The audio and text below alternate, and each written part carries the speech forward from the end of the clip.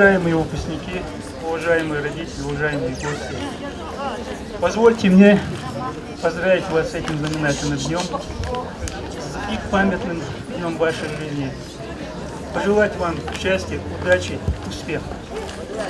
Сегодня утром мной был подписан приказ о допуске выпускников 11-9 классов к единому государственному экзамену и государственной итоговой аттестации.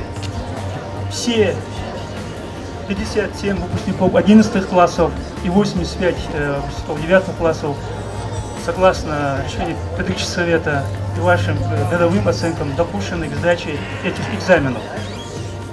И мне хотелось бы пожелать вам, чтобы эти государственные экзамены, которые предстоят в ближайшем будущем, чтобы вы сдали так, чтобы можно было поступить в те учебные заведения, которые вы для себя выбрали. Мне бы хотелось поблагодарить вас за эти непростые, но, я думаю, интересные и, надеюсь, на плодотворные совместные годы, которые мы с вами вместе провели.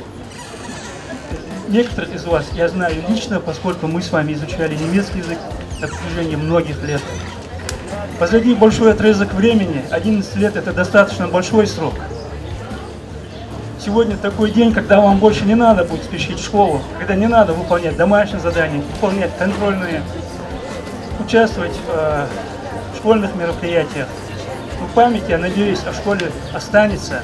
Последний звонок – это не значит, что двери для этой школы для вас закрыты. Вы всегда можете прийти сюда и за помощью, и за советом. Хочу поблагодарить также ваших учителей, которые на протяжении всех этих лет были вместе с вами и передавали свой опыт и знания.